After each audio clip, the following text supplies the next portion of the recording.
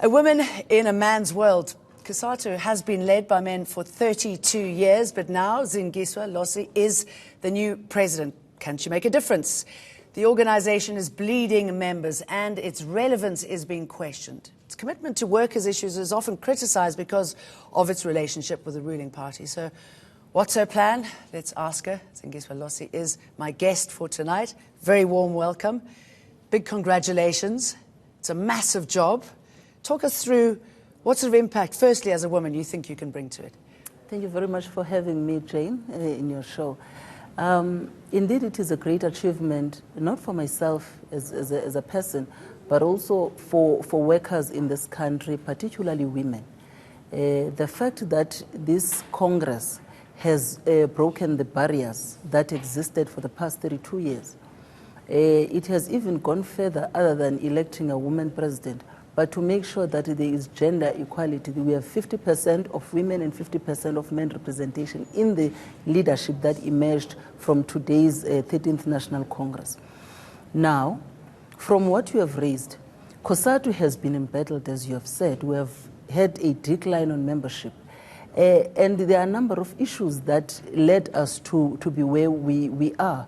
One of the issues that you would all remember is when in 2014, a Central Executive Committee took a decision to expel NUMSA, which later on, after the National Congress in 2015, FAO followed and left to join NUMSA outside Cosatu.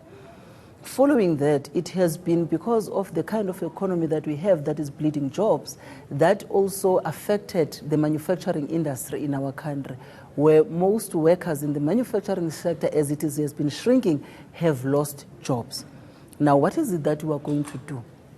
The Congress have spoken on these matters. Sorry, can we just sort of unpick that first a little bit? I mean, do you think, in a way, I mean, Jacob Zuma obviously had a huge impact on what happened to the membership as well during that time. And I know that there were divisions and you lost some important members. I mean, that took a lot of your clout away, didn't it? Not necessarily that is the reason why Jacob Zuma, when NUMSA was expelled. Let me clarify. No, I was just talking about you losing a lot of your members because of that. Look, there is nowhere where it has been recorded that the reason why we lost members was because of Jacob Zuma. But what I understand is that people have always associated the expulsion of NUMSA with the NUMSA's decision not to support the African National Congress in its Special National Congress in 2013 in December. And this is not the reason why NUMSA was expelled in the Federation. The reasons were spelled out very clear. They had nothing to do with politics.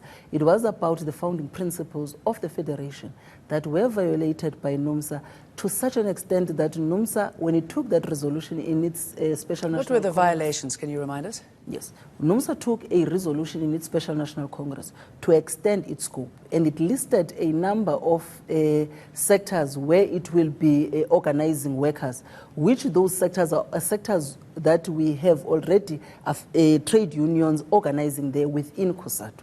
And this made and gave a character of NUMSA that is going to be a general union. But now, when office bearers of Cosatu at that time wrote a letter to the NUMSA leadership requesting to meet so that we can be able to look into that resolution before it can be implemented, the impact of it that it's going to have inside the Federation once it's taken forward to be implemented, because it meant that they would apply to the Department of Labor to then extend their scope. So when we related this issue that we need to have a meeting, the NUMSA leadership responded and said, there is no way that they can meet us on that matter because a decision of a Congress can only be changed by the next Congress. Okay, can this now change? I mean, is it time to bring them in? Could there be some sort of reconciliation? Does Cosatu need this? Working under the same umbrella, possibly? The Congress pronounced on a resolution to unite workers in South Africa. Not only workers affiliated to Cosatu, but across all other federations, because we are guided by our founding principle of one federation, one country. But beyond that, there has not been bad blood between Cosatu itself and NUMSA, because you would see how NUM and NUMSA worked together so well at ESCOM to move workers from 0% to 7.5%. You would also recall that how Cosatu affiliate Satao worked well with NUMSA also in the sector that they were organizing during the bargaining processes. So there is no love lost between ourselves and NUMSA. Can I stop you there for a moment? We've just got a graphic that I just want to look at, okay. And it's relevant to this time that we are talking about. And it should pop up there on the screen any moment now. Talking about how it was the biggest union, one of its major founding members. It's got more than 300,000 members to its name. You were talking about the loss and how many people you have lost, and 1.6 million this year. I mean, that's not only because of the splits and the divisions, and I can see why you talk about how this country can really only move forward when there is one union representing everybody, because for Cosatu, you need them back. If that's the case, why didn't you reach out to those members you'd lost today? Jane, let me also say that as leaders of the Federation and leaders of trade unions, we do speak to NUMSA leaders, we do speak to NUMSA members. We don't have to formalize these matters, because remember, when NUMSA was expelled, there were conditions that resulted to them being expelled. Now, working together, it's what we continuously strive to do at different levels. We continue to engage at different levels with members of NUMSA and leadership of NUMSA. And you must also appreciate that the reasons for NUMSA to be expelled did not stop even the unions that operated in the same sector to work with NUMSA, as I've alluded to. So the Congress was very clear. So it does not... The Congress did not resolve to say NUMSA in particular, but it was general about all unions that are in our country. We have to reach out, we have to work with them, just like we're currently doing at the level of Netleg, where we have FEDUSA, NACTU there, working together with COSATU. Okay, this obviously had a seismic impact on the union. So you say that you're talking, that's obviously good, and you present the same sort of ideals, I should imagine, for the workers. But what is the next step now, and where do workers fit into what we're seeing in South Africa, the economic decline? We must also acknowledge that there are over 74% of workers that are not organized, employed but not organized. So the growth of Cosatu cannot solely rely on the fact that it must be about NUMSA coming back to the Federation when 74% of workers in this country are not organized. But importantly, it is also for ourselves as trade unions. Doesn't matter where we are affiliated, to now recognize that what brings us together, our own existence, it is the plight of workers at the workplace. Now, there cannot be a situation right now where we can elevate differences that does not even talk to the real issues that are confronting workers. As you clearly put it, we should be meeting and be able to say, how are we going to move forward in ensuring that the economy of this country is not an economy that is shedding jobs, but an economy that is able to create employment, so that even those that are not employed are able to be to join the labor market. Okay, I'm going to ask you more about that after this caller. We've got Fulufelo on the line. Go ahead. Yes, ma'am. Congratulations to my sister. Sorry, can I just want to ask you, my sister, as a president of the biggest federation in South Africa, how are you going to make sure that the job security is still around? Considering the fact that we've got labor brokers who always hire, say, foreign nationals, most of the foreign nationals, because you go to the mining industry, you will find that 60% of the people who are working there are foreign nationals from Botswana, from Swaziland, from Zim, from Mozambique, whereas young South Africans don't have jobs. How are you going to assist young South Africans to get jobs and fight labor brokers to hire foreign nationals? Thank you for that. Thank you very much for that. We are engaging at the level of Netleg with government and business on the very same matter. You will remember that it has been a Cosatu campaign for a total ban of labor brokers. We have come afar on this matter, such that now we are excuse me, at 3 months. But we still continue to say that 3 months is too long for a worker to be under a labor broker. So we continue, even in this conference, to Congress that we have resolved again to continue to take that fight of a total ban of labor brokers. Because if you go to the Labor Relations Act, when they define an employer, an employee, and the workplace, there is nowhere where a labor broker features. So we still want to engage our government to say, you stand nothing to lose if you are to really do away with labor brokers. Is this happening as well because possibly our labour force is too expensive? And I want to ask you here how you balance keeping the economy afloat, considering how many people you represent, with these enormous wage increases above the rate of inflation that you are getting. How do you justify that balance? Look, what needs to happen, because of course workers, when they sell their labor, they expect that at the end of the month when they are paid, they are able to make a meaningful living. Now you cannot expect that a worker will enslave him or herself and only for him to get money to go back to work, and nothing else exists around that wages. That Even is why though the money's not there to provide for those quite steep increases. there is, the steep increases are as a result of the increase in the cost of living, because you can't talk about you can't have a high levels of a cost of living and then expect workers not to make that demand.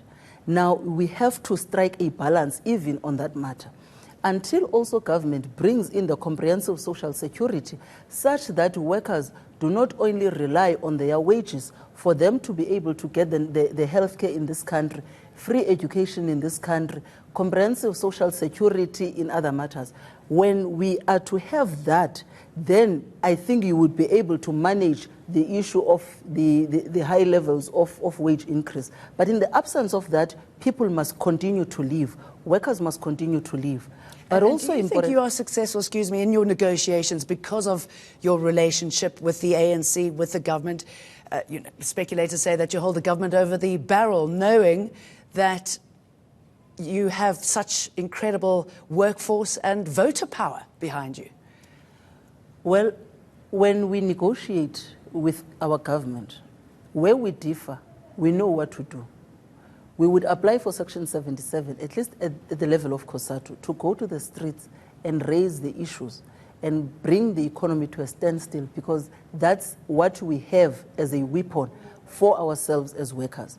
But the relationship that we have with the African National Congress cannot also be viewed as we are putting a barrel on the head of the African National Congress, because the ANC, by its own definition, has said that workers are a primary motive force of the National Democratic Revolution. So if the regardless ANC, of the cost. When the ANC understands that, it means they understand that they must be biased in terms of their own policies towards the working class in this country. That is why Cosatu will always argue with the African National Congress that you are a multi-class organization and workers are part of that class, the working class. Workers are part of the working class. And therefore, we expect that when the ANC says they have a responsibility towards the poor in this country, they must acknowledge that in terms of their policies, it must reflect the same. But if you've got this sort of bloated government, the civil servant jobs being incredibly well paid, what about the knock-on effect it's having on the economy, which has to pick this up? The taxes go up, so eventually you are taxing and penalising the people who are getting these higher salaries.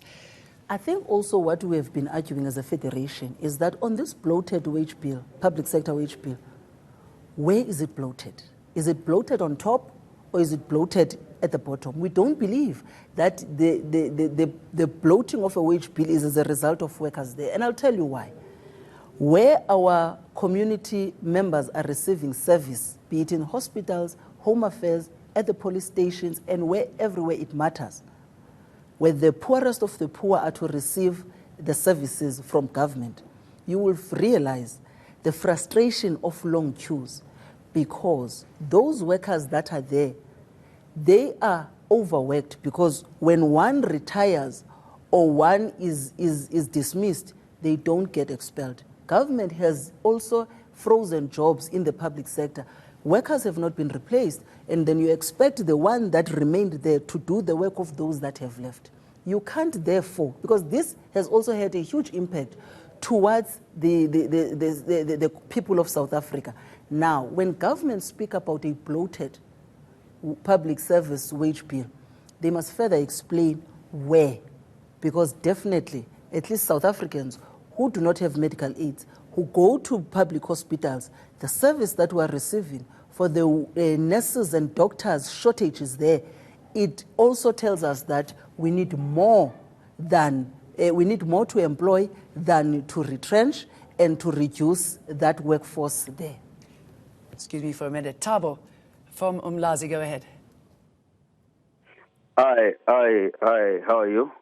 Good, thank you, Thabo. What's your question? Good. My question is first to the president of Cosatu. Congratulations, Comrade President. Two, my question is that you are saying NUMSA was expelled because it's not because they wanted Zuma to leave, but because they were recruiting in other sectors where other unions are recruiting. But it's surprising because in Cosatu you've got Nahau, which recruits nurses, and you've got Dinosa, which also recruits the nurses. That's the first question. How does it? That's the contradiction. Secondly, on the 25th of April, before that, SAFTU wrote a letter to you as a federation requesting to meet with you in order to organize a national stay-away against the national minimum wage, which you as Cosatu, you were clear in rejecting that we are not going to be joining SAFTU in embarking on the national stay-away. But it's surprising, President, when you are talking about the unity of the working class. Which unity are you talking about? A unity of poverty or a unity of the liberation of the working class as a whole? Thank you, Thabo. Thank you very much. Thabo, on the first question regarding, and thank you for the congratulatory remarks. On the first question with regards to NUMSA vis-a-vis Nihau and Dinosa, the issue of Nihau and Dinosa is exclusively different, because the first union that was affiliated to Cosatu was Nihau. Dinosa came later.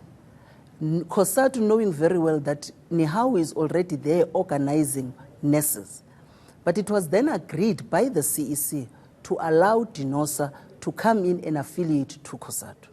Now, what NUMSA has done, which is different, is that NUMSA, when it was an affiliate of Cosatu, it was not organizing in these sectors where it has extended its scope.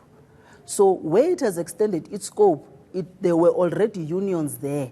So that is why we wanted to engage with NUMSA leadership to say, can we deal with this matter and the impact of it in the federation? Because in some areas, for an example, in Nelson Mandela Bay, in the port of Ngqura, where SATAU is organizing, when NUMSA came in and NUMSA did not meet the threshold, it took workers out on strike.